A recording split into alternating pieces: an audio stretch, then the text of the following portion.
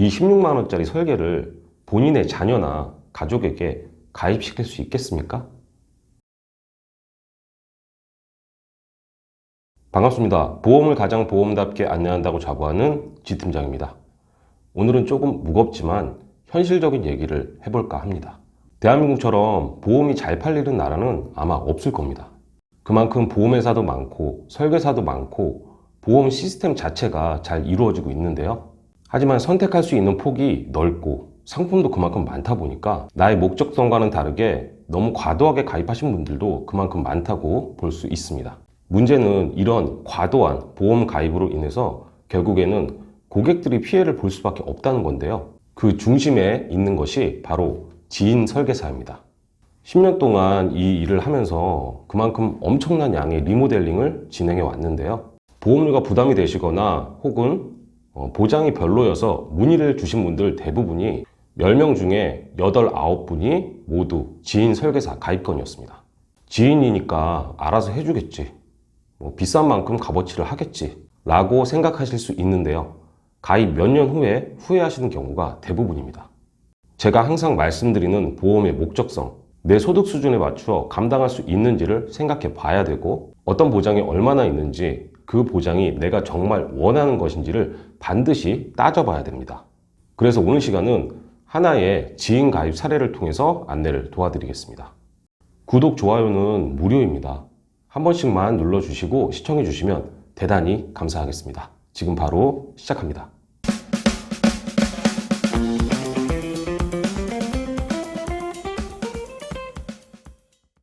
며칠 전에 문의를 주신 50대 여성분의 사례인데요. 지인분이 자녀 보험의 설계를 해줬는데 어떤지 한번 평가를 해달라는 요청이었습니다.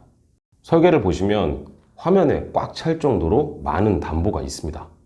20년나 100세 만기 어린이 보험으로 월 보험료는 16만 4,317원이네요. 이 설계의 첫 번째 문제는 비용적인 부분입니다. 이제 대학을 나와서 막 취업을 하신 20대의 사회초년생 여성분이 20년 동안 16만 원이나 되는 비용을 어떻게 감당하겠습니까?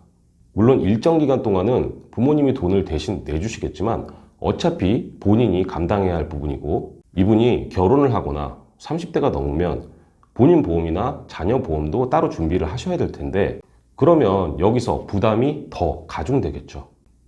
두 번째 문제는 진단비의 구성입니다. 암 쪽은 일반암 5천만 원에 유사암 1천만 원, 고해감 3천만 원으로 큰 문제는 없습니다. 다만 한 회사당 유사암 1천만 원은 무조건 구성을 할 수가 있는데도 굳이 이곳에 이렇게 5천만 원이나 되는 일반암을 구성을 해야 되는지는 의문이네요.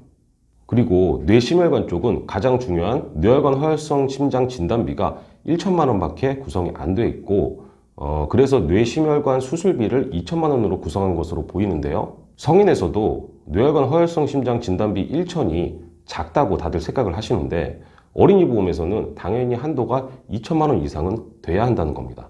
그리고 당연히 현재 2천만 원 이상을 주는 곳도 존재를 하고 있는데요. 세 번째 문제는 중복되는 담보입니다. 이분은 이미 2011년에 가입하신 3년 갱신 실비가 있기 때문에 웬만한 질병으로는 공제금액 거의 없이 다 보장이 가능한데요. 수술비만 지금 몇 개입니까? 질병수술, 암수술, 종수술, 뇌심혈관 수술, 여기에 입원비도 암 입원, 질병 입원, 상해 입원. 그냥 이건 가능한 담보를 모두 때려 넣었다고밖에 보이지가 않네요.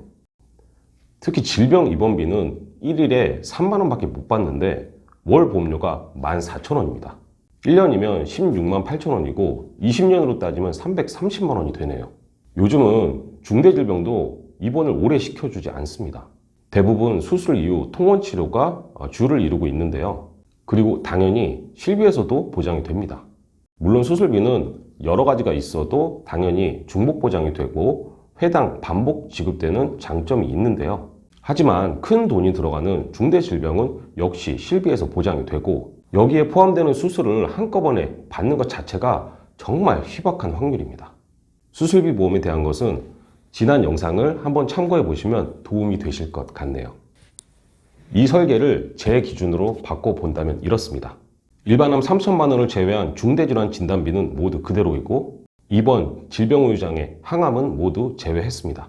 수술비는 뇌혈관 허혈성 심장 수술비 1천만 원씩과 종수술비만 구성을 하였는데요. 종수술비면 웬만한 다빈도 질환, 경증 수술비나 중대질환 수술비도 모두 도움을 받을 수가 있습니다.